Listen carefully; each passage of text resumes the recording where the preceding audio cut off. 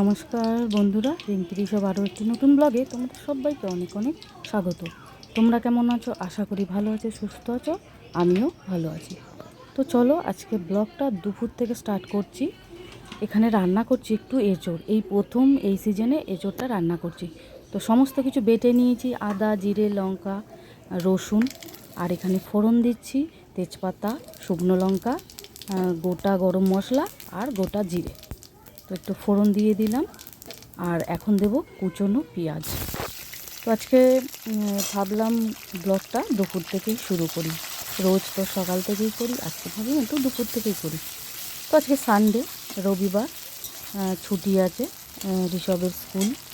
আর ওদিকে ঋষভের বাবা সকাল সকাল রান্না করে দিয়েছিলাম, নিয়ে খেয়ে চলে গেছে।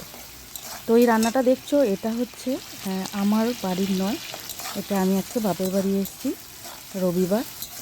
যেহেতু ঋষভের ড্রয়িং থাকে, সেই জন্য প্রত্যেক সপ্তাহে রবিবার করে এই একটা দিন ঋষভকে নিয়ে এখানে আসি।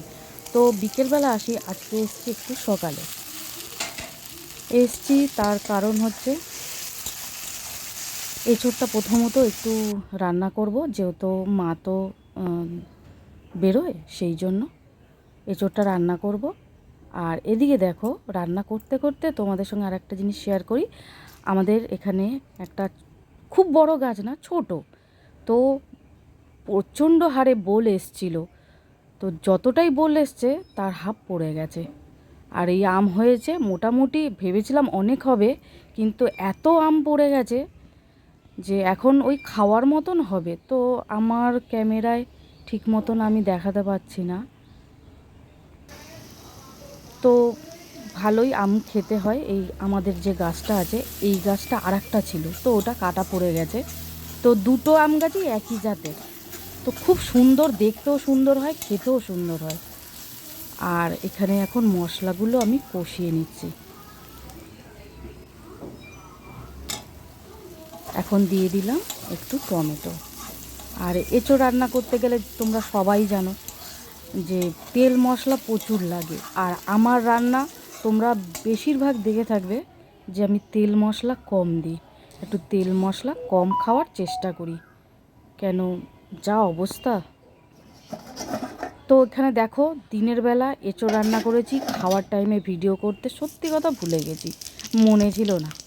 তো এখন সন্ধেবেলা একটু পাঁচ ফোড়ন, শুকনো লঙ্কা আর তেজপাতা ফোড়ন দিয়ে একটু আলুর চচ্চড়ি করছি। আর তার সঙ্গে রয়েছে লুচি।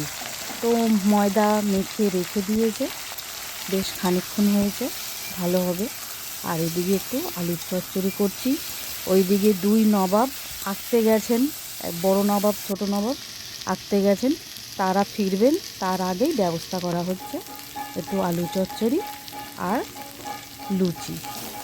তোমরা দেখছো যে অনেকগুলো কাঁচা লঙ্কা দিয়েছি। সত্যি কথা, একটু তরকারিতে একটু ঝাল না হলে ভালো লাগে না। তবে আমি ঋষভকে চেষ্টা করি মিডিয়ামে রাখার, একদম যে ঝাল খেতে জানবে না তা নয়, একটু আধটু ওকে আমি খাওয়াই। আর ঋষভকে এই দেখো, বলতে না বলতেই চলে এসছে, বোন আনতে গেছিলো। আর একজন বড় নবাব মুখটা ঢেকে রেখে দিয়েছে, মুখ দেখাবে না। তো এই যে দুজনে যাচ্ছে বাড়িতে, আমি ওদিকে চচ্চড়িটা বসিয়ে দিয়ে এসেছি।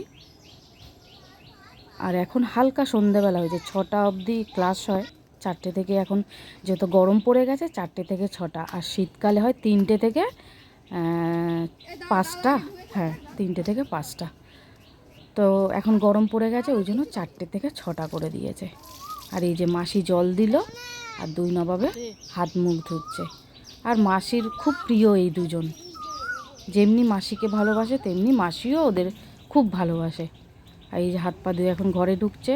অলরেডি আমার চচ্চড়ি হয়ে এসছে। এখন এই যে লুচি কটা করে নিয়েছি, আর এইটা একটু তোমাদেরকে দেখালাম।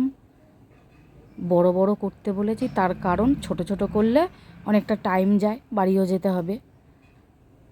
আর এইদিকে দেখো বড় নবাবের হাতের কাজ।